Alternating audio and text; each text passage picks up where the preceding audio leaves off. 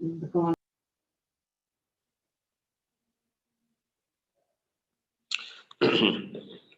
Students, अस्सलाम वालेकुम। उम्मीद है आप सब खैरियत से होंगे।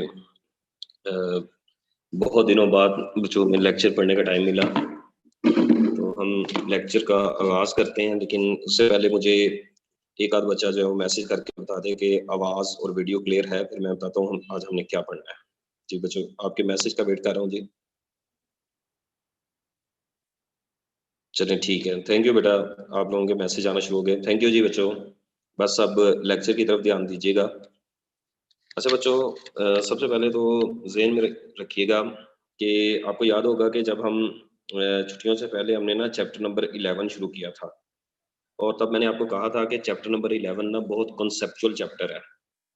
कॉन्सेप्चुअल इन अ सेंस के वो ना क्लास में, फिजिकल क्लासेस में ही पढ़ाने का मजा आता है। वो बड़ा कॉन्सेप्चुअल सा जो है वो है। तो इंशाल्लाह ताला वो आप लोग क्लासेस में, फिजिकल क्लासेस जब आपकी होंगी तब पढ़ेंगे। तो आप चूंकि गवर्नमेंट का नोटिस भी आ गया है कि इंशाल्लाह ताला 18 जनवरी से क्लासेस शुरू हो जाएंगी, तो तब आप अपने अपने जो ना वो सेक्शन जो है उसमें इंशाल्लाह जो है वो पढ़ लीजिएगा। तो फिर हमने ना बायो के जो टीचर्स हैं, हमने आपस में मीटिंग की कि क्यों ना बच्चों को ना ये जो 8-10 दिन है इसमें चैप्टर नंबर 1 जो है वो पढ़ाया जाए। तो चैप्टर नंबर 1 में जो जो स्मार्ट सिलेबस में चीजें हैं वो बच्चों हम ना डिस्कशन करना शुरू करते हैं। चैप्टर नंबर 1, पेज नंबर 1, यहाँ से हम पढ़ना जो है वो शुरू करने लगे हैं।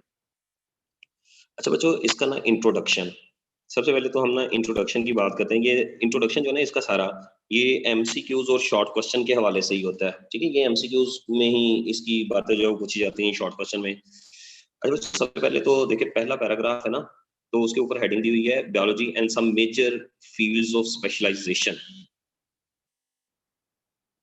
Biology and some major fields of specialisation, यानी बायोलॉजी और जो मेजर स्पेशलाइजेशन की फील्ड्स हैं ना उनको हमने स्टडी करना है। देखिए बच्चों, सबसे पहले तो ये वर्ड बायोलॉजी पहली लाइन में जो लिखा है, इसकी ना डेफिनेशन की तरफ हम आने लगे हैं। लेकिन इसकी ना डेफिनेशन से पहले हमें इसका जो है ना वो अ, देखना पड़ेगा लिटरल मीनिंग।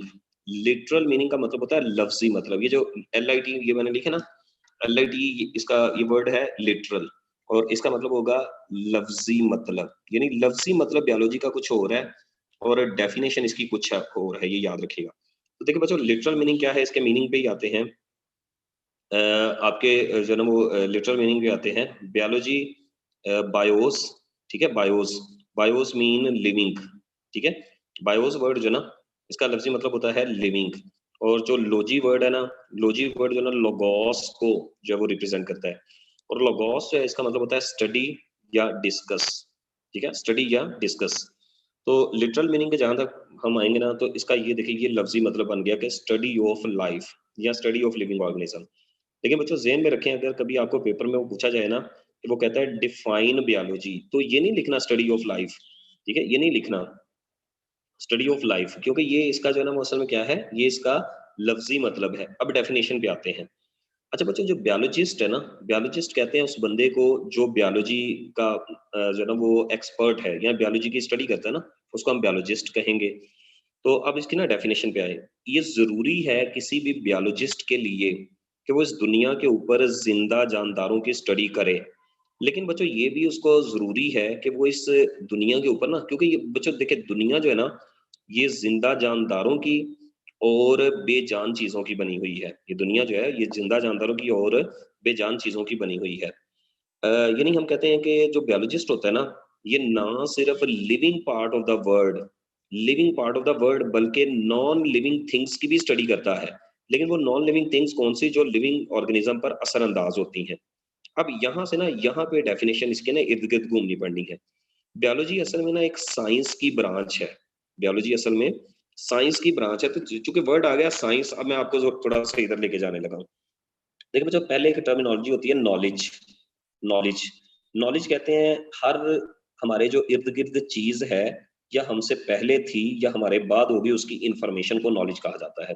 यानी हम कहते हैं information of everything around us is known as knowledge. हर चीज जो हमारे इर्द गिर्द है, थी पहले या होगी, उसकी इंफॉर्मेशन को नॉलेज कहते हैं। फिर ना नॉलेज की एक ब्रांच होती है जिसको हम कहते हैं साइंस। साइंस, नॉलेज की एक ब्रांच है जिसको हम कहते हैं साइंस। साइंस किसे कहते हैं अब? साइंस एक ऐसा नॉलेज जो एक्सपेरिमेंट्स पर बेस करता हो, यानी बच्चों ऐसा नॉलेज जिसको हम एक्सपेरिमेंट के ज़रिए से साबित कर सकें, तो ऐसे नॉलेज को साइंस का नाम देते हैं। तो अब आप ना साइंस की पहले डेफिनेशन सुनें। साइंस किसे कहते हैं?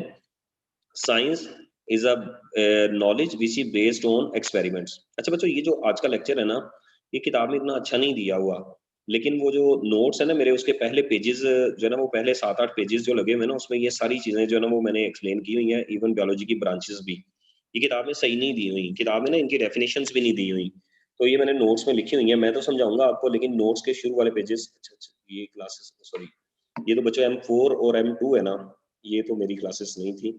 चलिए ख़ैर, उसमें ना वो जो बच्चों को मैंने नोट्स दिए ना, असल में उसको मेरे ज़हन में वही होता है ना कि मैं बच्चों को उसी तरह से गाइड कर रहा होता हूँ, तो मैंने नोट्स में जो-जो चीज़ें लिखी हुई हैं। तो बहरहाल नोट्स के शुरू वाले पेजेज़ में ना ये सारा कुछ मैंने लिखा हुआ था, उसकी ना इनकी डेफिनिशन आगे ब्रांचेज़ ऑफ बायोलॉजी हमने पढ़नी है। ख़ैर वो मैं आपको समझा दूँगा बच्चों, कोई टेंशन वाली बात नहीं है। चलिए सुनिए, साइंस क्या है? Knowledge which is based on experiment. ऐसा नॉलेज जो एक्सपेरिमेंट्स पर बेस करता है, इसको हम कहते हैं साइंस। फिर साइंस की एक ब्रांच है biology.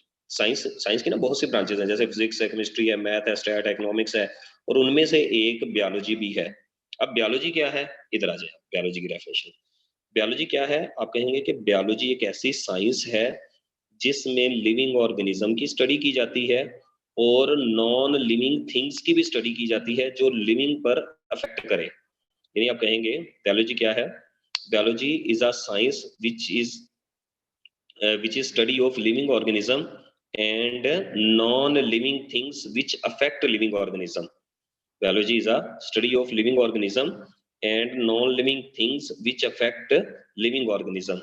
This science is known as biology. ये देखिए बच्चों, दोनों चीजें लाजमी है इसकी डेफिनेट, लिविंग ऑर्गेनिज्म की स्टडी और नॉन लिविंग थिंग। मसलन जैसे ऑक्सीजन है, देखिए बच्चों बायोलॉजी में ऑक्सीजन पढ़ा जाएगा, पानी पढ़ा जाएगा, कार्बन डाइऑक्साइड पढ़ी जाएगी। अब ये सारी चीजें ना बेजान है, कार्बोहाइड्रेट है, प्रोटीन है, ये सारी बेजान है, लेकिन इसको इसलिए इसको पढ़ा जाता है क्योंकि ये जिंदा जानदारों पर असरअंदाज होती हैं। तो फिर मैं बच्चों डेफिनेशन खत्म करने लगा हूँ, फिर आगे मूव करने लगे। Biology is the study of living organism and non living things which affect living organism, ठीक है, इज नोन एज बायोलॉजी। अच्छा बच्चों, उसके बाद ना सेकंड पैराग्राफ आ जाता है। सेकंड पैराग्राफ में ना उसने बताया होगा कि जो ये जो जिंदगी है ना, जिंदगी ये कोई मटेरियल चीज नहीं है। मटेरियल यानी मादी चीज नहीं है, जिंदगी कोई मादी चीज नहीं है, इसलिए ना बड़ा मुश्किल है जिंदगी को डिफाइन करना। यानी बायोलॉजी के अंदर आप जिंदगी को डिफाइन नहीं आसानी से कर सकते। क्यों बोला?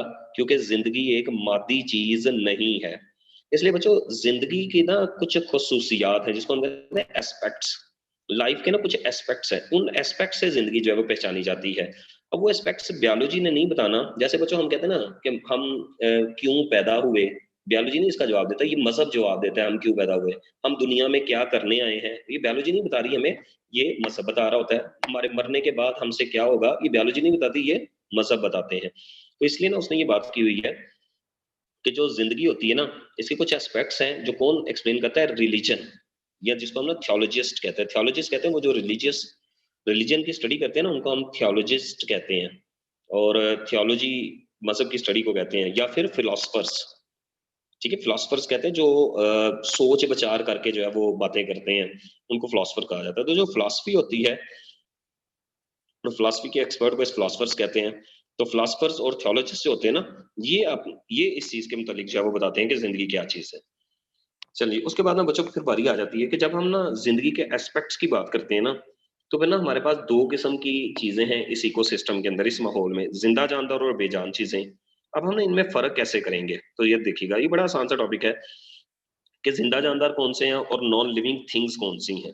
इनमें ना फर्क, सबसे पहले तो लिविंग ऑर्गेनिज्म ना बड़े ज्यादा ऑर्गेनाइज्ड है, हाईली ऑर्गेनाइज्ड मीन जो बड़े मुनज्जम तरीके से बने हुए हैं। जैसे बच्चों देखे ना, हम है ना, अल्लाह ने हमें कितने मुनज्जम तरीके से बनाया हुआ है, तो जिंदा जानवर को ना बड़े मुनज्जम तरीके से बनाया जाता है कि डाइजेस्टिव सिस्टम है, ठीक है, कॉम्प्लेक्स इनके नर्वस सिस्टम है, तो हर चीज अपना अपना काम कर रही है, ऑर्गेनाइजेशन है।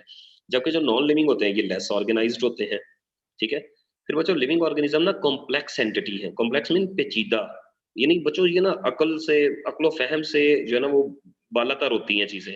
अब ये जो बेजान चीज है, फर्ज करें कश्ती बनाई है किसी ने, अब कश्ती ना बनाई है इंसान ने, तो इंसान ने उस कश्ती के अंदर जो भी चीज लगाई है ना, उस इंसान को पता है कि वो किस किस काम के लिए है।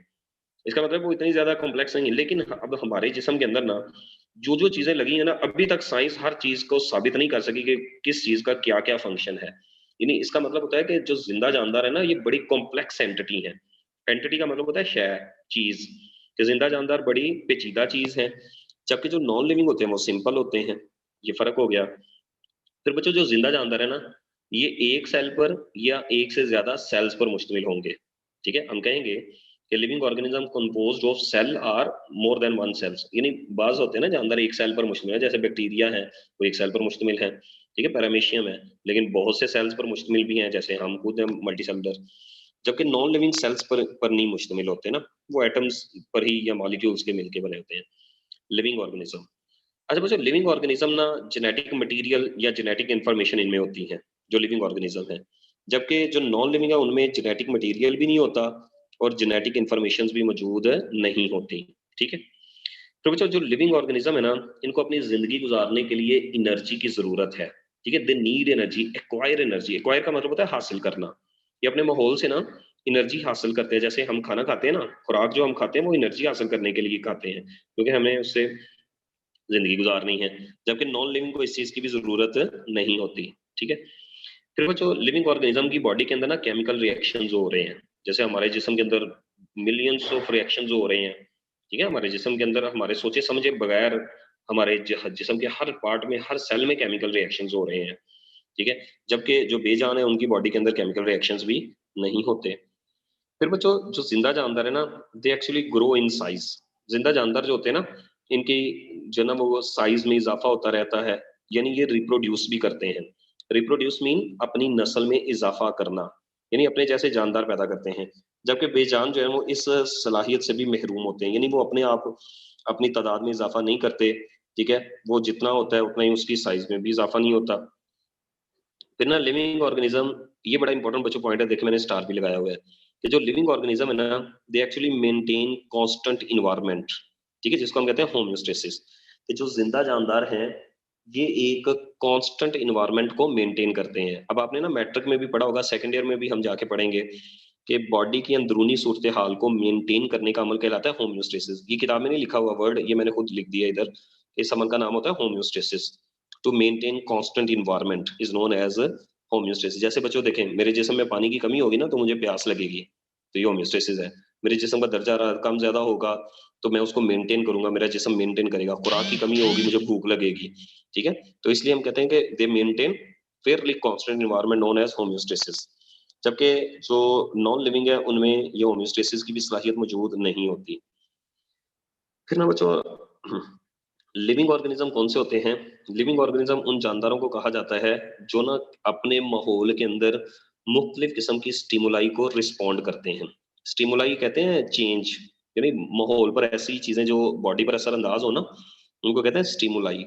तो जिंदा जानदारों के जिस्म के ऊपर मुख्तलिफ किस्म की स्टिमुलाई असरअंदाज होती हैं, तो जिंदा जानदार उसको क्या करते हैं, रिस्पॉन्ड करते हैं। ठीक है, जैसे सर्दी आती है हम सर्दी को रिस्पॉन्ड करते हैं, गर्मी आती है गर्मी को रिस्पॉन्ड करते हैं, कोई बुलाता है हम रिस्पॉन्ड करते हैं। ठीक है, किसी चीज की तरफ जाना होता है हम रिस्पॉन्ड करते हैं, वगैरह वगैरह। जबकि बेजान जो है ना, वो अपने आप किसी चीज को रिस्पॉन्ड भी नहीं कर सकते। ठीक है, तो ये बच्चों देखिए, ये जो खसूसियात लिखी है ना, ये खसूसियात जिनमें हैं या इनमें से ज्यादातर अगर हैं तो वो लिविंग ऑर्गेनिज्म है। और जिनमें ये खसूसियात नहीं मौजूद वो क्या है, non living things. Non living organism नहीं कहना, नॉन लिविंग थिंग्स। एंड पे ना हम बताएंगे कंक्लूजन, यानी इसका नतीजा क्या निकला। इसका नतीजा यही निकला कि जिन चीजों के दरमियान, जिन चीजों में ये खसूसियात या इनमें से ज्यादातर मौजूद हैं, कोई एक आध बच्चों एब्सेंट भी हो सकती है, ये जरूरी नहीं होता। मसलन अब देखे ना, वो कोई रिप्रोडक्शन करने की सलाहियत नहीं रखता, ऐसा भी तो है ना। ग्रो ग्रो बाजुकात जो है ना वो नहीं करते। जैसे बच्चे जब पैदा होते हैं तो बाजुकात हाइट छोटी रह जाती है, तो वो उनकी हाइट छोटी रहे, डज नॉट मीन कि वो बेजान है इसलिए ग्रो नहीं कर रहे।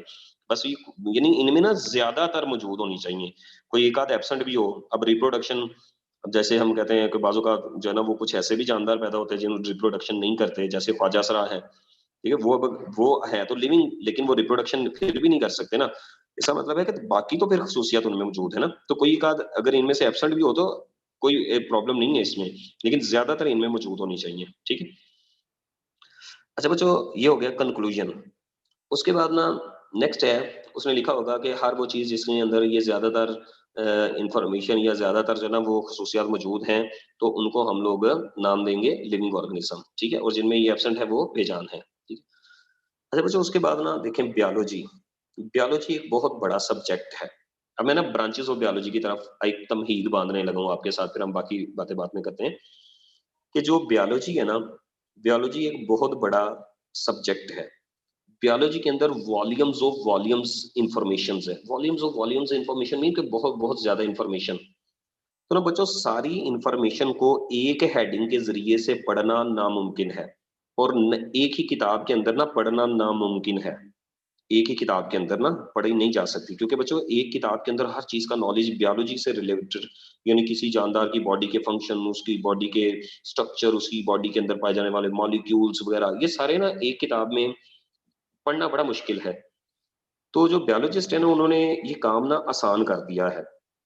कैसे कि उन्होंने मुख्तलिफ चीजें जो रिलेट करती हैं ना, यानी एक जैसी होती हैं, तो उनको आपस में जोड़-जोड़ कर ना बायोलॉजी को छोटे-छोटे हिस्सों में तक़सीम कर दिया है।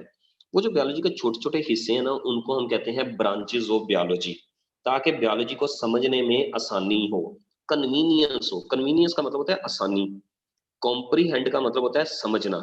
या आप अपनी किताब देखेंगे ना पेज नंबर 1 पे, ये देखिए यहाँ पे ये वर्ड लिखा हुआ है, ये कन्वीनियंस। कन्वीनियंस का मतलब है, ये देखिए इसने लिखा है, it is but natural to divide this science into quite a number of branches. कि यानी ये कुदरती है कि इनको छोटे-छोटे हिस्सों में, ब्रांचेज़ में डिवाइड कर दिया, फॉर ओवर कन्वीनियंस, अपनी आसानी के लिए, of comprehending and studying biology. Comprehending mean समझना, ताकि बायोलॉजी को समझने में आसानी हो। तो इसलिए बायोलॉजी को छोटी-छोटी ब्रांचेज़ में तक़सीम कर दिया गया। अच्छा बच्चों, जब बायोलॉजी की ब्रांचेज़ बनाई गई ना, तो शुरू-शुरू में ना बायोलॉजी की 3 बड़ी ब्रांचेज़ बनाई गई। और वो बायोलॉजी की 3 बड़ी ब्रांचेज़ कौन-सी थीं? उनमें ना पहली ब्रांच थी ज़ूलॉजी, यानी स्टडी ऑफ एनिमल्स, यानी जानवरों की हर किस्म की जो स्टडी है ना, उसको नाम दिया गया zoology. Study of animals is known as zoology. फिर एक बायोलॉजी की ब्रांच जिसको हम कहते हैं बॉटनी, ठीक है? यानी study of plants. Study of plants is known as botany. फिर है बच्चों माइक्रोबायोलॉजी, तीसरी बड़ी जो ब्रांच है ना बायोलॉजी की, उसको हम कहते हैं माइक्रोबायोलॉजी, यानी स्टडी ऑफ माइक्रो ऑर्गेनिज्म। अब माइक्रो ऑर्गेनिज्म कौन से भला, जिनको हम ना आंख से नहीं देख सकते। आप कह सकते हैं कि microbiology, study of micro organism which can not be seen with naked eye, यानी ऐसी जो है वो चीजें जिनको हम ना अपनी आंख से नहीं देख सकते, और उनको देखने के लिए हमें माइक्रोस्कोप का सहारा लेना पड़ता है। तो बायोलॉजी की ऐसी ब्रांच को हम लोग माइक्रोबायोलॉजी का नाम देंगे, ठीक है? अच्छा बच्चों, ये 3 बड़ी ब्रांचेस थी। उसके बाद ना बायोलॉजी की दूसरी ब्रांचेस को डिवाइड और सब डिवाइड किया गया। अच्छा बच्चों, हमारी किताब में ना पेज नंबर 1 पे आखिरी पैराग्राफ ना बायोलॉजी की ब्रांचेस के ना नेम लिखे हुए हैं, डेफिनेशन उसने नहीं लिखी हुई, लेकिन ये पेपर में आती हैं। तो इसलिए मैं वो जो शुरू में अनाउंसमेंट कर रहा था ना, वो जो मेरे नोट्स है ना, उस नोट्स के पहले 3-4 सफ़ों में ना इन सब की मैंने डेफिनेशन लिखी हुई है। ठीक है? कल मैं इनको ना समझाऊँगा आपको, लेकिन मैं तो समझाऊँगा ना, मैं इधर लिख तो नहीं सकता, उसपे ना बड़ा टाइम लगता है। तो बहरहाल इंशाल्लाह ताला जब आपकी क्लासेस फिजिकल शुरू होंगी ना, तो मेरी क्लास के बच्चों से लेके आप कॉपी करवा सकते होंगे। तो बहरहाल ये बच्चों, अब ये यहाँ पे ना ये 3 बायोलॉजी की ब्रांचेज़ हैं। मैंने अभी तक जो आपको पढ़ाया ना, वो यहाँ तक पढ़ाया है। यानी इसके बाद ना ये जो सारी है ना, ये वाला जो पैराग्राफ है, ये बायोलॉजी की ब्रांचेज़ के नेम्स लिखे हुए हैं। डेफिनेशंस नहीं लिखी हुई, ठीक है? इनकी, कुछ की लिखी हुई हैं, कुछ की ना लिखी हुई हैं, वो अगले पेज पे लिखी हुई हैं कुछ की, वो भी हम कल पढ़ेंगे इंशाल्लाह। कल हम बायोलॉजी की ब्रांचेज़ को ना एक-एक करके जो है वो पढ़ना शुरू करेंगे। ठीक है जी? तो बच्चों बहरहाल जी, आज का लेक्चर बस इतना ही है। यानी हमने जो है ना वो ब्रांचेस ऑफ बायोलॉजी इंशाल्लाह ताला कल जो है वो पढ़नी शुरू करनी है। मैंने आपको बता दिया कि हमने ना यहाँ तक पढ़ा है। ये जो स्टडीइंग बायोलॉजी, लास्ट पैराग्राफ अभी हमने नहीं पढ़ा, उसमें ज़रा डिटेल से हमने उसको ना ब्रांचेस ऑफ बायोलॉजी को पढ़ना है। ठीक है जी? चलिए बच्चों, आपका लेक्चर आज का जो है वो खत्म हो गया, ज़रा जल्दी वाइंड अप कर दिया।